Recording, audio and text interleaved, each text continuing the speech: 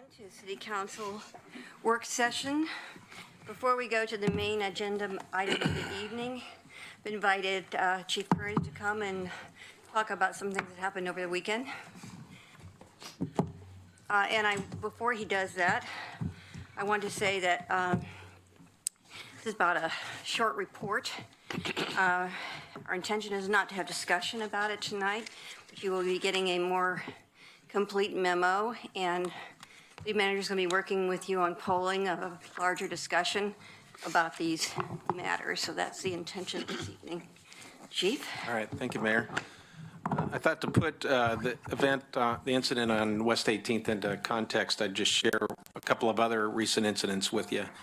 About 5 weeks ago, there was a man in a methamphetamine-induced psychosis who was discharging his shotgun in his trailer at a mobile home park in West Eugene.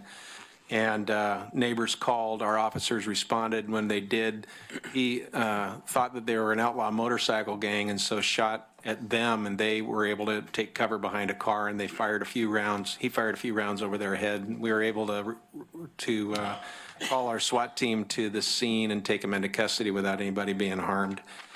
And then a week later, while officers were debriefing that incident, we got the call of a domestic violence on Village Avenue near Churchill High School, and responding officers were confronted by a guy with a .50 caliber pistol and had to shoot him in order to defend themselves.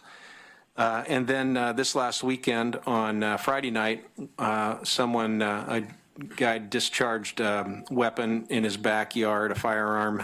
We don't know where he was shooting. Could have been into the sky, but we don't know. Officers responded, and as they responded, they heard more rounds from somewhere near the house, they believe in the backyard. Called the SWAT team, and we set up a perimeter on the house so that he couldn't leave without our knowing it. Our crisis negotiators tried to communicate with him. We brought in his psychiatrist who provided some assistance in helping us to understand the gentleman's condition.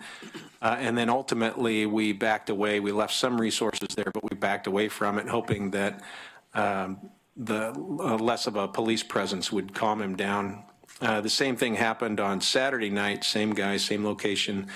We responded, and this time we were able to communicate with him, and the work of the crisis negotiator that spoke with him over the phone was able to calm him down, and eventually he made a commitment to come out at a certain time, and he did, and we took him into custody.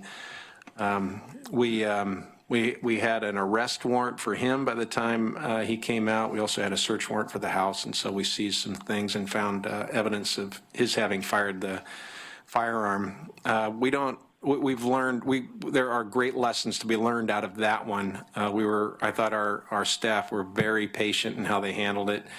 And there's still, questions as to whether or not we could have done things better, but it was a good outcome, so it's a good one to learn from. That same night up on Fox Glen, a man in a drug and alcohol-induced behavioral health condition was walking around his neighborhood discharging his shotgun and fired it into some explosives that he had, and we got 26 911 calls about him. Officers responded as neighbors helped us locate the house. He was coming out of his garage with a rifle, an automatic rifle, semi-automatic rifle. And the officers confronted him. He didn't believe that they were the police. He fled back into the house and then eventually into the neighborhood. And I believe when a neighbor convinced him that the police were there, he gave himself up and we took him into custody. So then the primary reason I'm here is to talk about the incident in the park blocks on Friday afternoon. And in fact, I was meeting with Councilor Evans when I got a call that said that this incident was occurring. If you've read the paper, you know that we'd seen quite a bit of drug activity in the park this last summer and have for a couple of years. Our officers observed a hand-to-hand transaction, and when they went to talk to the two people that were involved, one of them was compliant, the other one resisted arrest, and you can see from the video that I sent by email that Officers struggled with him for quite a while, about 5 minutes. All of the use of force techniques that I watch them use are the kinds of things that we teach our officers to do.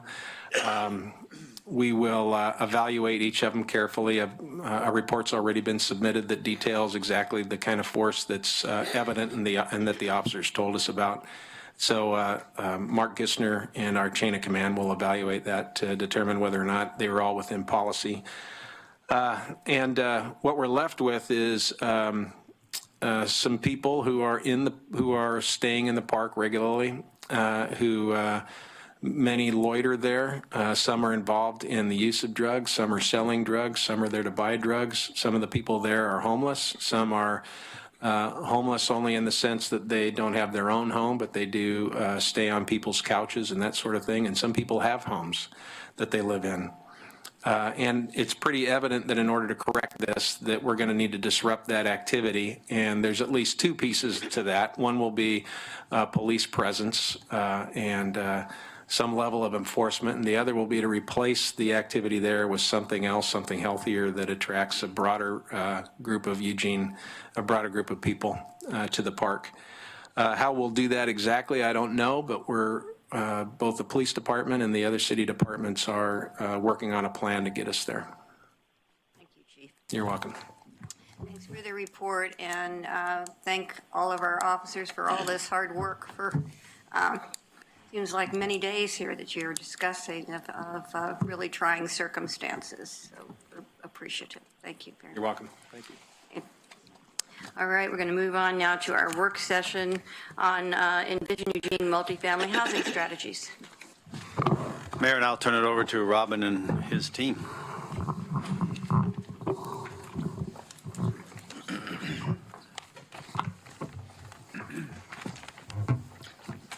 Go ahead. Hey, hello, good evening.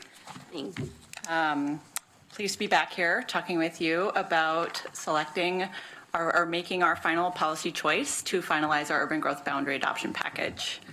So my presentation is not too long. It reminds you all what you directed us to do back in July, and then reports back to you on the community feedback that we've heard. And then it closes with a recommendation and your discussion of that. So as you all know, growth happens whether we plan for it or not. Right now in Eugene, we don't have an adopted plan, urban growth boundary, or a monitoring program. But we know that Eugenians really want us to be guiding our growth in a way that fits our community values. And the first step in allowing us all to do that work is to adopt our urban growth boundary.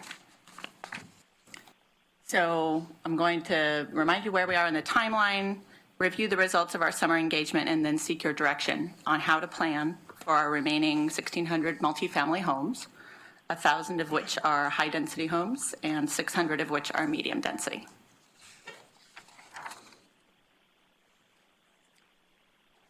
The council decisions over the past number of years are shown here. I'm not going to go through these in a lot of detail, but just remind you that since 2012, when you approved the Envision Eugene recommendation, you've also taken action to fit more homes and jobs inside the urban growth boundary already.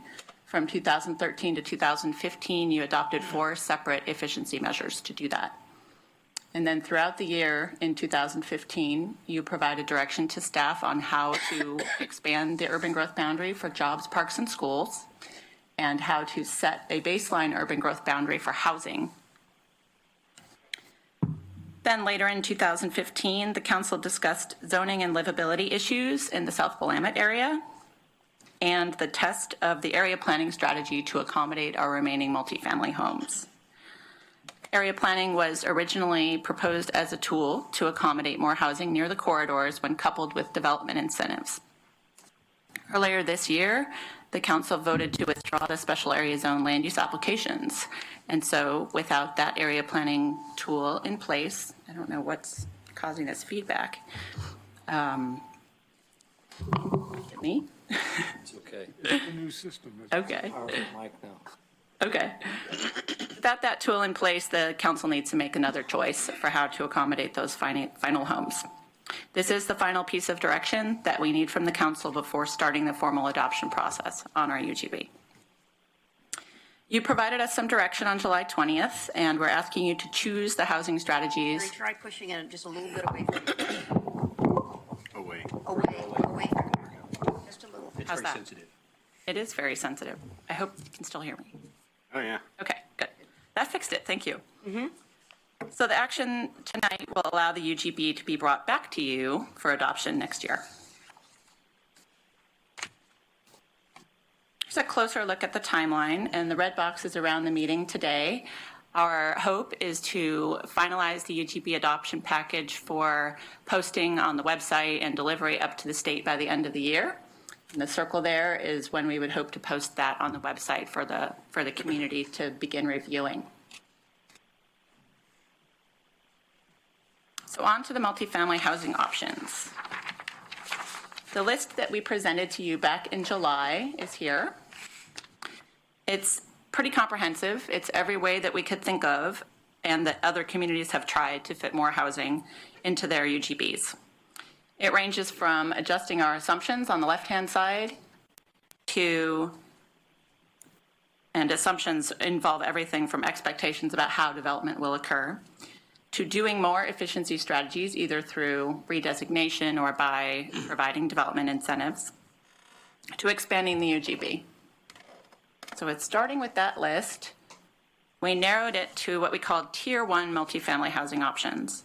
And they're shown here, a strategy for accommodating all of our high-density homes in the downtown through existing tools and programs, and a couple of options for addressing the medium-density housing. Option A was to preserve the R2 zone for attached housing and effectively disallow detached single-family homes in that zone. And option B was to increase the minimum density in the R2 zone and allow any development type that could meet that density.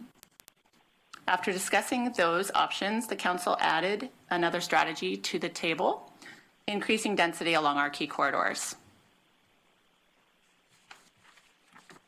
I'm going to go through each of these in a little bit of detail in the next part of the presentation. We also asked you in July to give us your direction on how to engage the public and hear from them about these strategies. These are some of the things that we did, starting with kind of a push of information out through the website, videos, email, newsletters, newspaper ads, and social media, which was very effective, especially amongst the younger members of our community, to summer events all over the city. We also held a series of meetings. Anybody who wanted to meet with planners about Envision Eugene, we met with, and hosted some drop-in sessions downtown and in the Bethel neighborhood. We had a series of questionnaires, including a multifamily questionnaire, which we attached the entire report of that to your AIS. We conducted discussions with different boards, commissions, and committees, other peoples and groups, and sent a letter to everyone who owns land zoned R2 or planned for medium density across the city. So that was over 2,700 letters that were sent. And then these are all pretty traditional outreach methods. So we found through the middle of our outreach that we weren't reaching everybody in Eugene and that we could do better in reaching out to underrepresented groups. So the outreach to underrepresented groups was a specific focused effort based on the demographics that we were seeing in our survey responses. So we worked with Cogito, a local public involvement firm, to help us design a focused outreach and engagement strategy. The staff of Cogito completed an engagement approach with existing networks of people of color, groups that represent people of color, lower income, and families with young children by tabling and doing intercept surveys at grocery stores. And a report of their findings is also attached to the multifamily outreach report. That report is in its entirety available online and in the council office, and contains some recommendations that reach broader than Envision Eugene. I think really some lessons that we can learn as we do community engagement around public policy issues well into the future. What we found for each of these strategies is in this next part of the presentation. So the high density housing strategy is really building on our success in the downtown using existing tools and programs, and really implementing the downtown plan, which has called for additional housing for a number of years. We're proposing to rely on this strategy to accommodate or demonstrate capacity for 1,000 high-density homes over the 20-year planning period. What we heard about this strategy is that there's pretty high levels of support for locating high-density downtown as opposed to other areas in the community. We did hear some opposition to using development incentives or questions about whether those incentives were necessary. I think you're familiar with those concerns.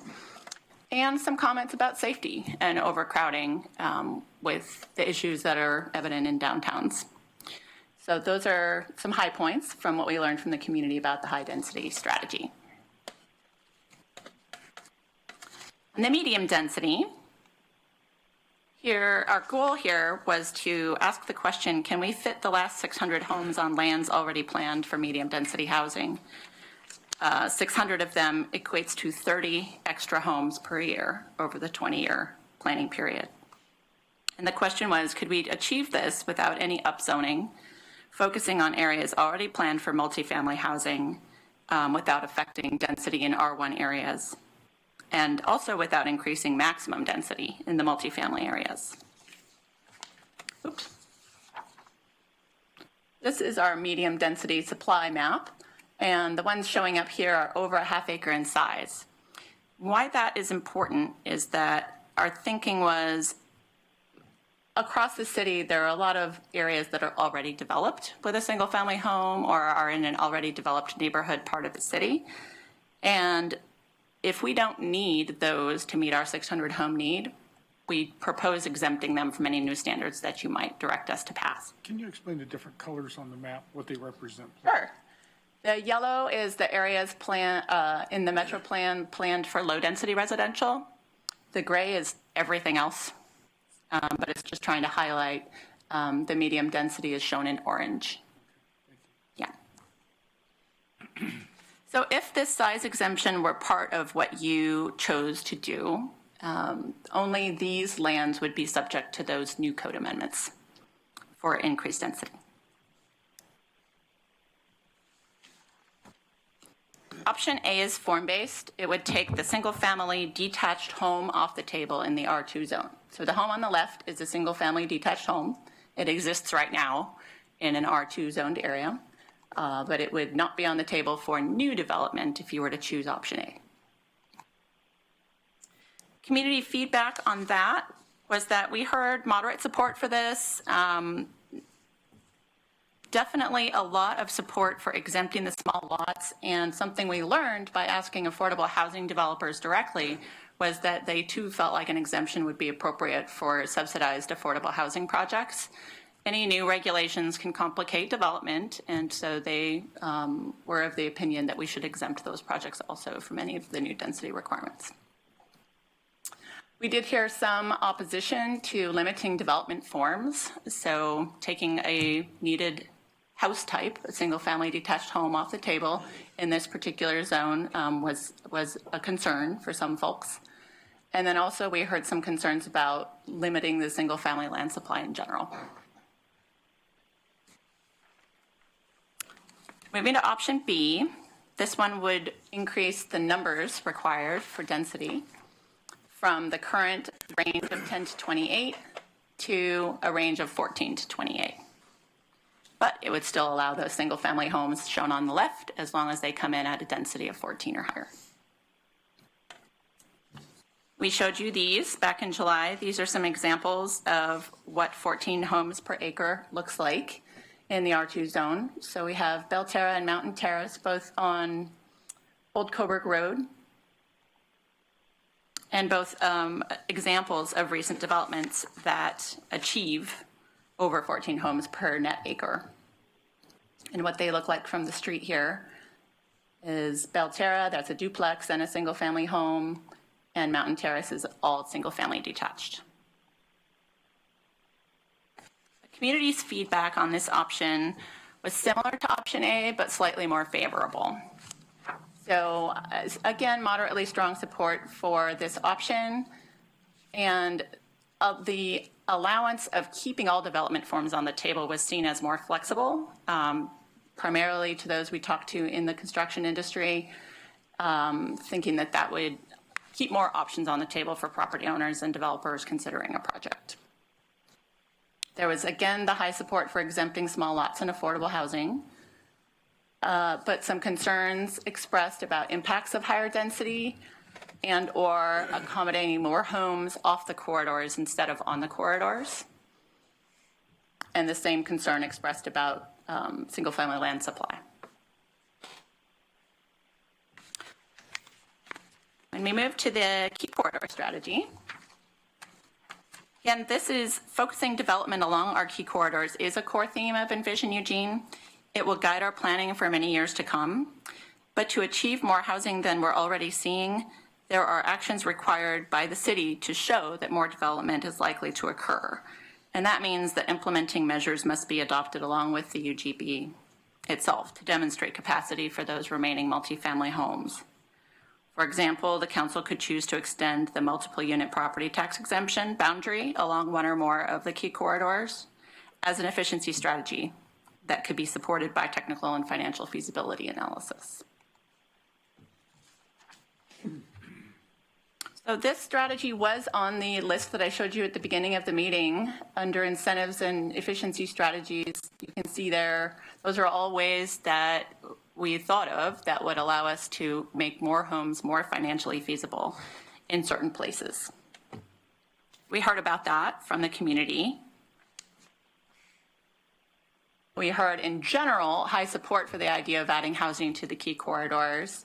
Some mixture of opinions about the timing and the effect of UGB adoption, the effect on UGB adoption timing, and then mixed opinions again about the development incentives required for implementation of this Some more strategy. detail on that, please, Which one? about the mixed opinions. On both of those bullets. So some people expressed that it wasn't particularly important to them, that it might delay adoption of the UGB.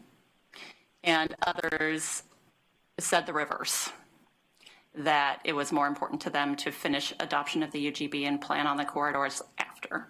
So we heard both. As far as the development incentives, the same thing. We heard kind of the gamut of opinions on that.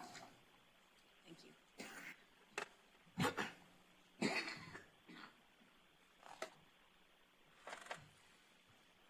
So other strategies were suggested. Throughout our summer outreach, we heard from people about the 4 that I just reviewed, and then people had a variety of other suggestions too.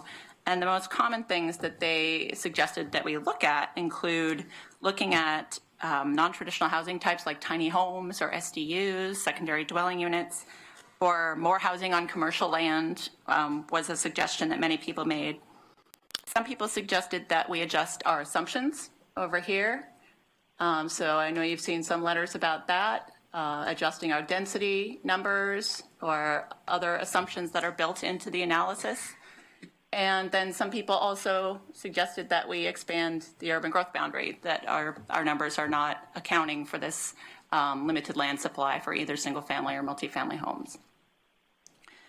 So we heard all of those things, and that really was the point of asking people what they felt about the strategies this summer, was to identify for you kind of the range of issues that would come up in your decision-making process as we move forward towards adoption.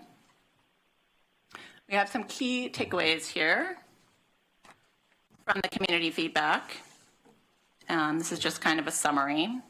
Again, pretty high support for the housing downtown, although there were some concerns expressed.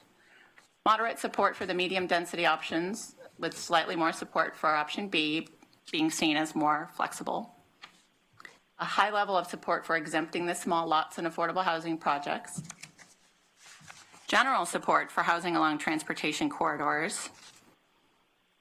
Addressing other impacts of planning and development across the city. So density impacts, issues around housing affordability, lots of comments about development incentives, and then support and really planning for additional small housing types that are needed as we change, as our demographics change.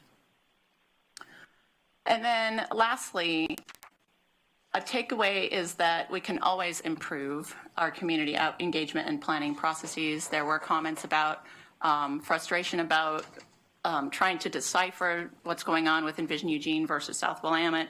And so we'll continue to try to address those things and make things as clear as possible as we move forward into adoption.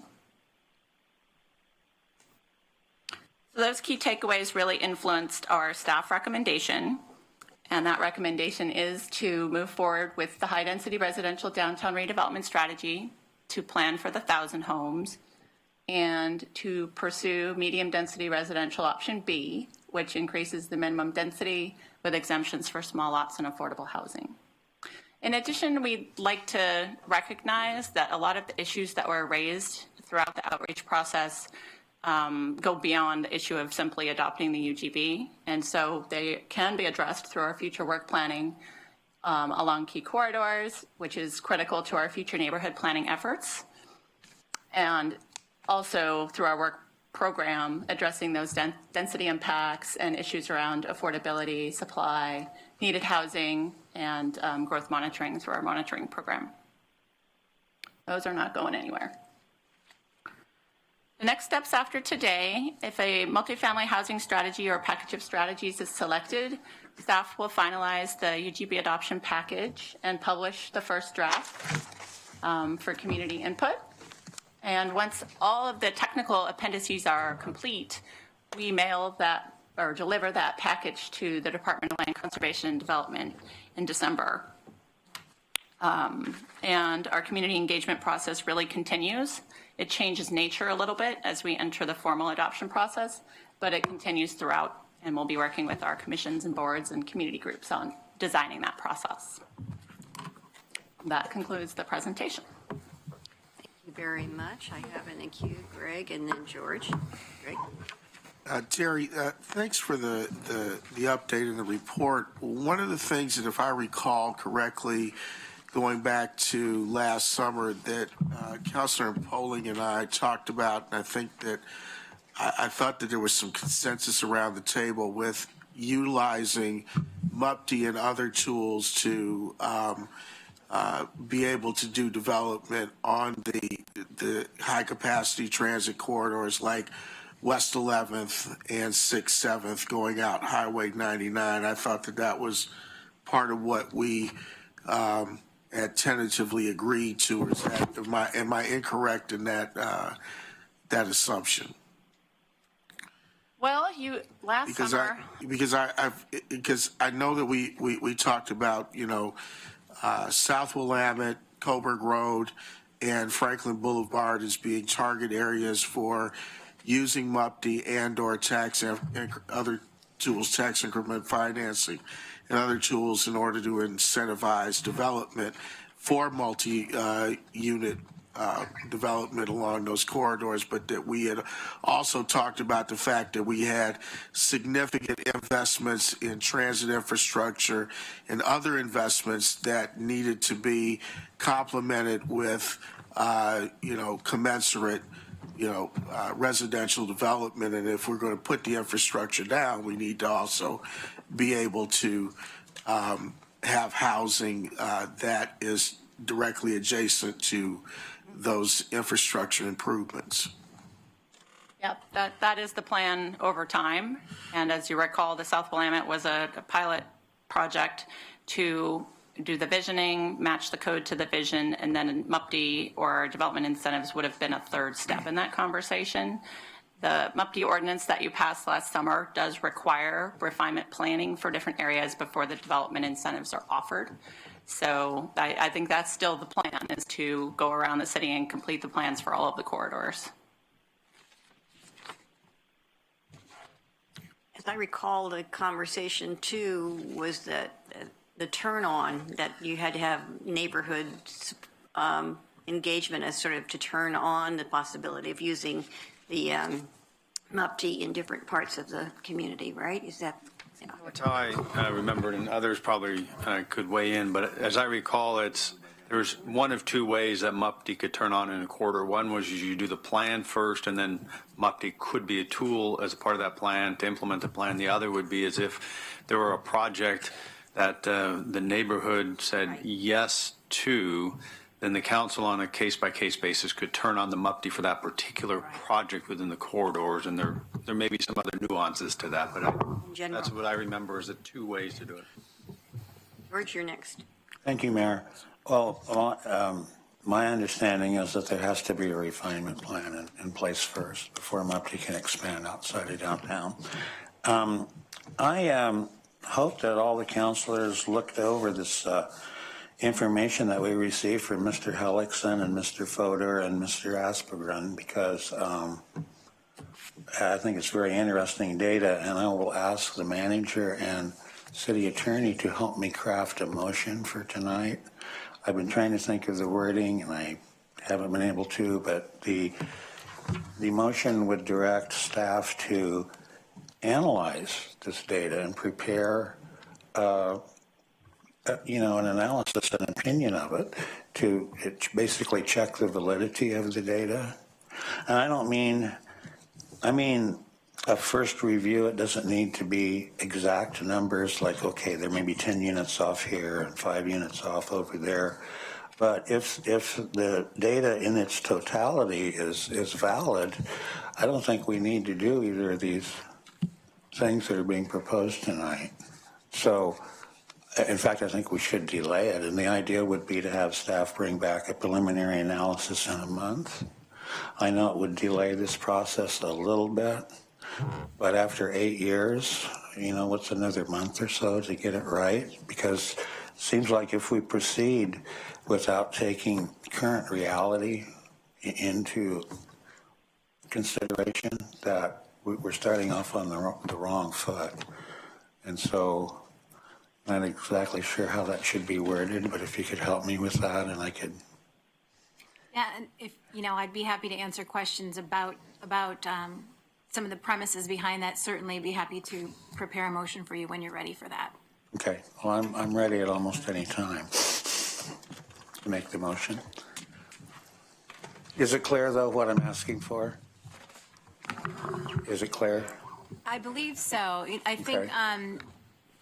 The motion would simply use the terminology that you did. It would be move to direct the city manager to request staff's analysis of the Hellickson data that was offered for tonight's council meeting, and come back to council in writing with a preliminary analysis as to the technical correctness of the data in the Hellickson. Yes, that's the gist of it. Okay. Yeah, that's pretty good. Thank you. I've got Mike and Alan in the queue. Before I turn to them, though, I want to ask a question.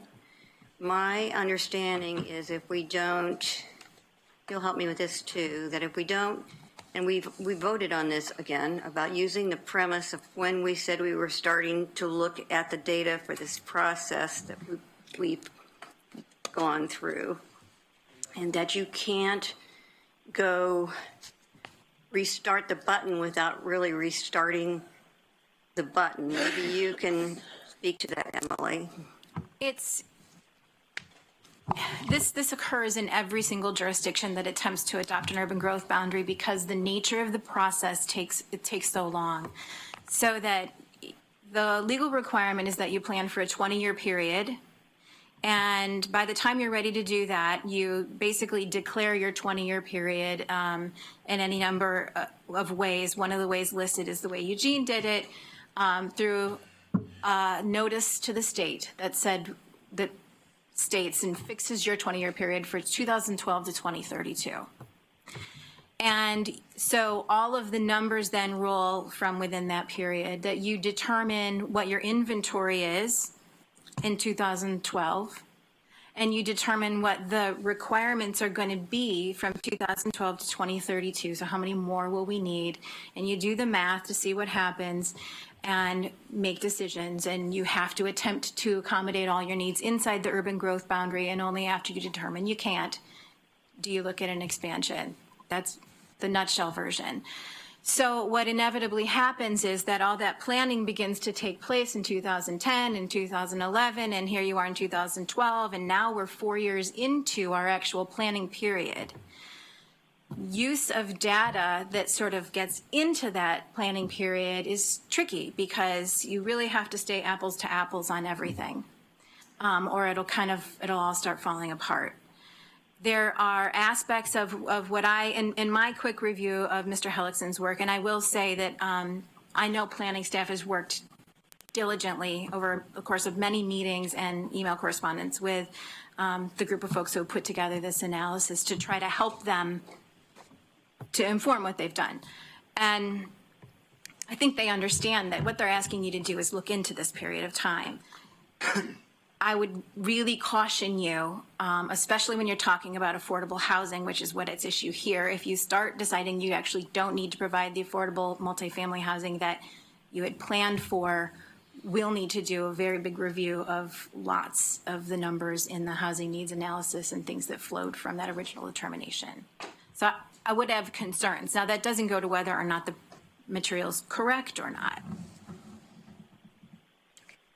All right, Mike, you're up. Well, I'm sorry, I still have 2.5 minutes left. That was the mayor's This teacher. is Mike. That was yours? Okay, well, I'll need another round. Thank you. All right, Mike, and then Alan. Thank you, Mayor. Thank you for the work very much. Odd question in very rough terms, because this is one of those difficult, extrapolation kind of questions. So you're just kind of guessing.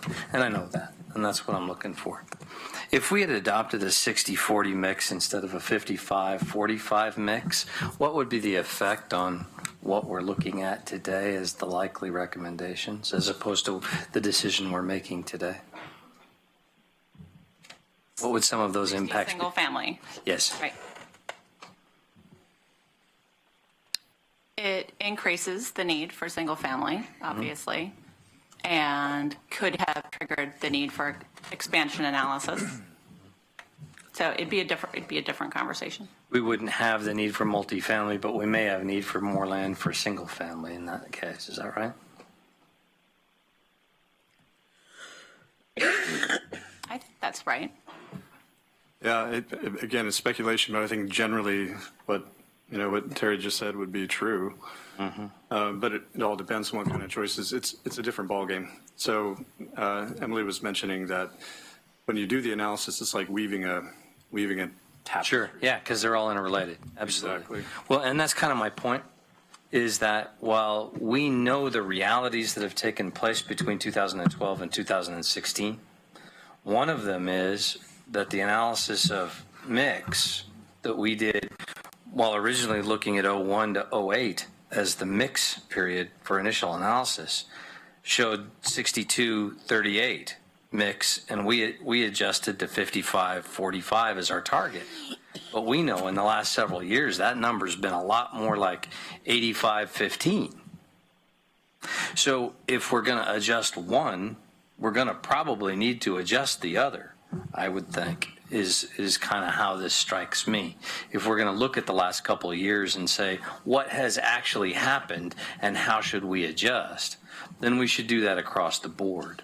So I'm probably not interested in us stalling and taking more time for looking at these last couple of years, but as has been suggested, to stay focused on the period. But I have to say, the idea of this chasm between the single family option and moving from 10 to 14 units per acre as a minimum for R2, when that's the only next category, is a pretty big jump for me from a comfort level standpoint. I certainly don't want to remove the single family option in what you've presented as option A, but the jump to 14 makes me really uncomfortable. I don't know how to reconcile it yet. Alan? Thank you. Yeah. So, Emily, this is more of a issue of consistency, rather than whether or not the data that's been presented to us by the alternative analysis is correct or not. In that, I mean, you can't just go in and cherry pick this one issue and say, look at the data in a completely different time frame than everything else that we've done, and say that's okay to do when you didn't do that for a multitude of other issues. And does that then open us up to legal challenge or a remand from LCDC that would say, how come you just did that? If you're going to do that, then you have to look at everything. And that means that we restart this whole process. That's my concern. That we would get remanded. Right, Or- that or- it would call into question a lot of the other assumptions that are carefully based on Yeah. that same time period. Right. I know the process takes a long time, and so we've been working on this for years. So going back and restarting and looking at all the assumptions is not something I'm really eager to do. The other part of that is that we built into this process a look back at 5 years, that we would then, at the end of 5 years, go back and we'd start that before the 5 years, because that's to be done by the end of the 5-year period, if I recall correctly. So we would start looking at these issues about multifamily, what the mix is, on multifamily versus single family. If you recall, I proposed a motion 52.5%. We wouldn't have to change the UGB at all, but that didn't get a council majority. So by the end of that 5-year period, we will have looked at all of these issues again. So we built in this update process to allow us to correct these things that are coming up, because it takes so long to get to where we are today. Chris, you're next. Thank you. Could I get in the queue, Mayor? Sure. I appreciate the way you laid this out so it follows a logical order, and I'm very appreciative of that, because this is extraordinarily complicated and it has many, many moving parts. And I think that's where the concern for me is that we're saying this has lots of moving parts, and the moving parts are all dependent on having started at the same time. The wheels, the engine, everything else, it all had to start at the same time. And someone says, yeah, but that right front wheel isn't right. We need to take that wheel off and put a bigger one on, or a smaller one on. And does the car still work with suddenly one of its wheels is now smaller or larger? And say, no, it doesn't roll anymore, it doesn't work. We got to start taking the car back apart and putting it together so all the parts work once again.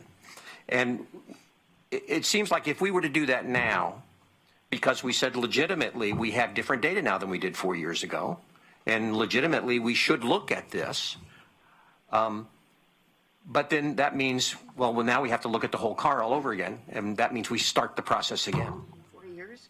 And in 4 years from now, We'll do it again. legitimately so, someone will say, well, but it's 4 years later, and now this isn't the left front wheel is no longer the way it should be, and so we need to change that wheel.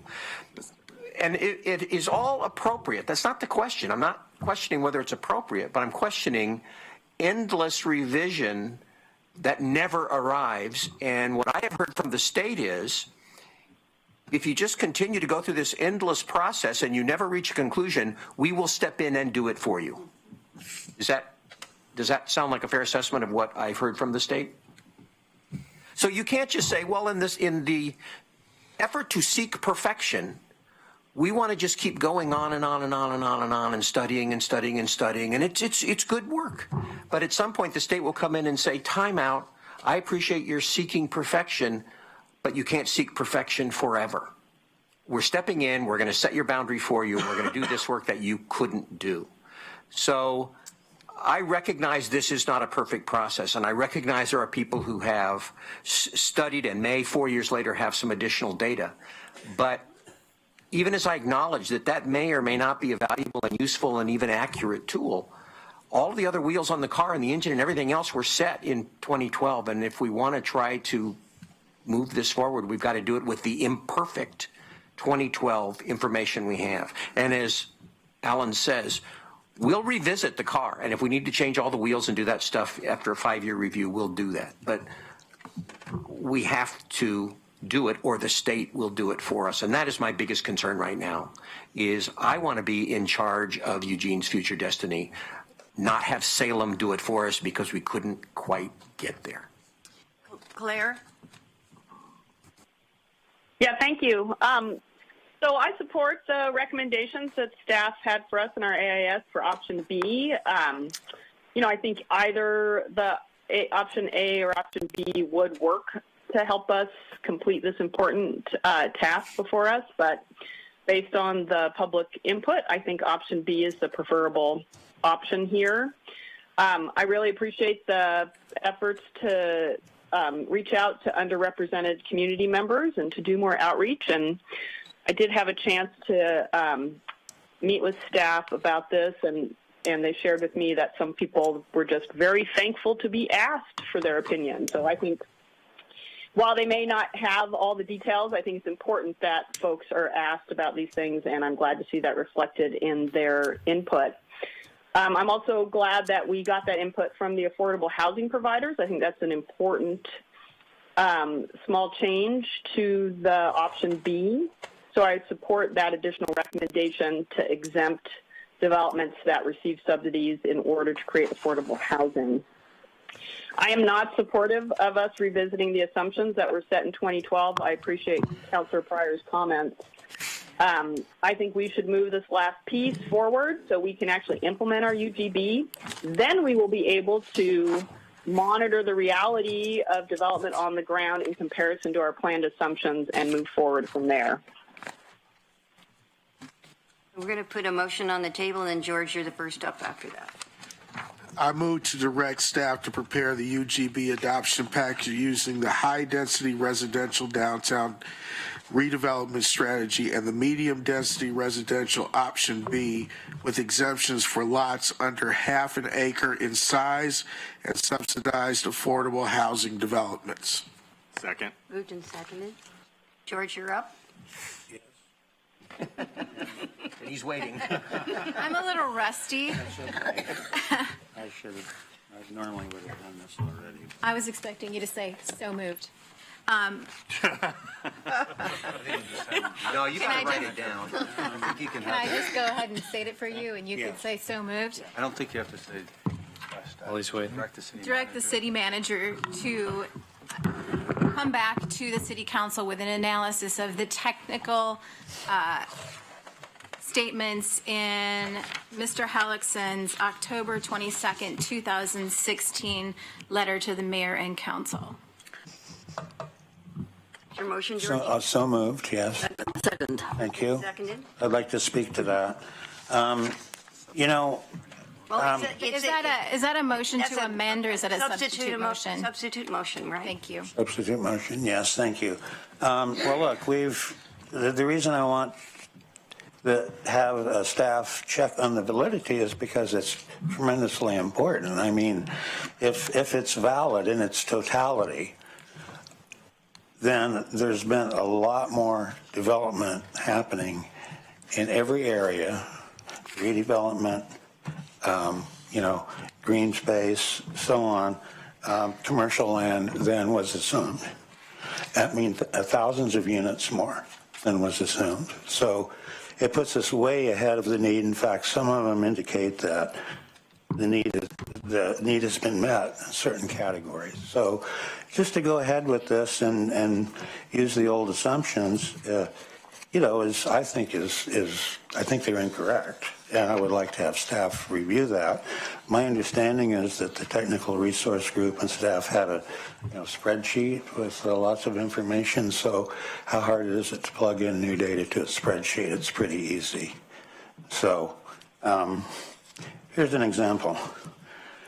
Redevelopment. The analysis assumed 716 units of redevelopment. The other analysis shows 2,442. That's quite a difference. That's actually been built and issued occupancy permits. So I think that a little more time is not going to kill us, another month or so. I think it may help us avoid spending time, a little time up front. It's going to save us a lot of time on the back end. Because when you start doing code changes in every neighborhood in town, you're opening up, appeals. We might spend time appealing it, various neighborhood groups appealing code changes in their neighborhood. That's a possibility. There's a possibility of remands to Luba there. And I think we're going to save a lot of time in the back end if we spend a little more time in the front end. And council majority may decide that the data is invalid and go ahead and proceed with what's being suggested tonight. But I know that these three gentlemen have spent a lot of time. They all have good research and analysis skills. They're men of integrity. And I think we should examine this and not just throw it away. The data is from 2012 to current, to today. That's what, 5 years of data. It's real time. This is from the city's own website of building permits and occupancy permits. So why not analyze it and see? We may want to change some of our assumptions. So I've got Alan and Mike, and Betty. And Betty has not had a turn, so I'll let Betty go first. Thank you, Mayor. If something that we want to happen has already happened or is happening, why should we disregard that? I will support George's motion. I think it makes total sense, and I do think that I trust the people who've done this analysis, and I think they spent a lot of time on it. As far as going ahead and expanding the urban growth boundary and then looking at it in 5 years, if agricultural land has already been developed, we can't get it back. And I think it's important to consider whether we need to expand the urban growth boundary at all. And I think probably we don't need to. We can find other ways, and we should do anything we can to avoid that, to avoid destroying agricultural land especially. Thank you. Alan, you want to speak to the substitute motion? Yeah, this is not a matter of whether or not their data is correct. It may well be, and because it's new data. It's not the only data set or data points that should be updated if we're going to go down this path. Mm-hmm. So what's the difference between this particular data point and all the other data points that we've made all along the way for the last 4 years and all those decisions that we've made? I guess the question I'd ask of staff is, how many of those are there? As I recall, there were like 2 pages of decisions that we made about different data points. And how long would it take to simply just put in the numbers into the spreadsheet and start over and recalculate everything? And what would that entail? And then I have a response. Yeah, I'll take a shot at that. I think the exact number of data points, I don't know, there are many. Yeah, there are many. We also don't know exactly how long it would take to review the analysis that Mr. Hellickson put together. We'd have to look at it and figure out how much time it would take. But if you were to examine the foundations, if you were to look at all the assumptions, it could take a significant amount of time. Like potentially a couple of years. I mean, that if you look at the amount of time it's taken us up until now to get through the information and to do the analysis, to go back, to make corrections, all the things that we've had to do up until this point, you can just extrapolate that into the future. And that would be my best guess. Like, for instance, I would dearly like to go back and update the housing mix split, because that has been clearly skewed in one direction, and that would change this entire calculation if we went and did that. It would also take a heck of a lot of time. So there's not only that, but there's several other assumptions that we've made and decisions that we've made along the line that all merit going back and looking at what's happened since 2012 to 2016. But if we do that, it will take an enormous amount of time and take us back. And at the same time, we have already built into this process a review to go back and look at this data and make sure that we got it right. So by the time we adopt this, we're going to be starting the process to go back and look at all this data again, because it'll take that long, because by the time 5 years rolls around, we're going to have all that data done again. So we've already built in the process to make sure that the update occurs. I lost on several of these decisions about, what the multifamily, single-family housing mix should be, for instance. But we made that decision, we moved on. To go back and revisit that one in particular, which is one of the biggest ones, that's water under the bridge, and we got to move forward and then move on to the review period. Mike? Otherwise, we'll never get this done. It's interesting. Thank you, Mayor. I agree with a good deal of what my friend just said, except for the parts about the particulars in the housing mix. But That's exactly what I brought it up. I think that we would probably have trouble in court, because what I was trying to say gracefully earlier is that if you look at a part of how we determined what our mix should be and the goal was based on what had occurred. But that was looking at it during the biggest student housing boom in, forever. If you look at what's actually occurred in the last couple of years, while those folks' data is accurate, I mean, if you assume its accuracy about the number of multifamilies that have been built in the last few years, it still only represents a considerably smaller proportion than the single families that have been built in the last few years. So if you did the same analysis with single family, knowing that it has been closer to an 85-15 mix, then we're going to have to add an awful lot of acres for single family when we get to the end of this, because it would need to be reanalyzed as well. Not to mention the fact that we know that the population number of 34,000 is silly at this point from PSU, but we've decided to stick with our assumptions based on what they look like in this snapshot of 2012. This is an issue of process, not of accuracy, and of the data today as opposed to that day.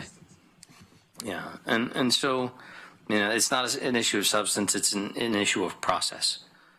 So I'm going to vote no on this, even though I agree, because I think the substance may well be right, but the best process is for us to continue where we are, to complete this work and look back and review in whole. So we're going to. But, excuse me, Mayor, but I just had one other question is this. So how are constrained lands affected by the change in R2? So, for example, with regard to issues around wetlands or slope or anything else, or we're going to have to pack 14 units per acre into that too? How is it affected by constraint? Mm-hmm. Well, our land supply is, you saw the map of it. Yes. The development that we're assuming will happen is based on averages, so that it's accounted for in that way. We assume average based on categories of land, based on size and slope of the vacant land that's in our supply. So that's generally how it's accounted for. Can you say off the top of your head how much vacant land is constrained? Of an acre or better? I can't. I could find that for you, but it would take a little bit of time. The other thing to remember is that I hear your comment about the jump from 10 to 14, but recognize within that zone, the allowable range goes up to 28, and that we are seeing development built at the higher end of the range as well, mostly on the bigger lots. I seem to want to add an amendment about additional, under half an acre or constraint. I kind of want to add that amendment, but I don't think I will, because I don't think I can count that high with votes. The number of the homes that you showed at the 14 acre or 14 per acre example are a couple of blocks from where I lived for a very long time. Mm-hmm. Those are too dense for me. Thank you. Thank you. George had his hand up, and then we're going to vote on his substitute motion. Thank you, Mayor. Well, the planning period is from 2012 to 2032. This material that we received is the update, because it starts in July 2012 and it goes up to today. That's 4.5 years. This is the update. And this is why I wanted the validity in general of this material to be vetted, because it shows, the way I'm reading it, if this material is valid, I'm guessing it is, because they worked very closely with staff in making sure that their assumptions were correct, right? You guys had several meetings, and back and forth, making sure that We gave They were using- them access to the analysis that has been produced over the past several years. Okay, thank you. So, if this is valid, and this is why I would like to see a validation, if it's valid, then it shows that the initial assumptions are incorrect. And that's okay, because you have to start somewhere. You start with an assumption. But if your assumption, and it's either going to be right or wrong, up or down. This one, I believe, is wrong. And so if we just go ahead with flawed, and just ignore reality, we can do that. We can just proceed and ignore 4.5 years of reality, but that's what we'll be doing, and we're going to end up with a terribly flawed product if we do it that way. I believe, and that will, possibly be lots of appeals and challenges, and so that's why I would like to see a validation of this material. Okay. Thank you. So we're ready to vote on George's substitute motion. All in favor, please indicate. 1, 2. In opposition? 1, 2, 3, 4, 5. Claire? I vote no. 6 in opposition. It goes down. We're back to the main motion. All those in favor of the main motion, please indicate. 1, 2, 3. Claire? You have 4 there. I vote yes. 4, 5. Wait a minute. You have 5. 5, okay. All right. And in opposition? 3. It passes. All right. Thank you all very much. And that's it for this work session for today.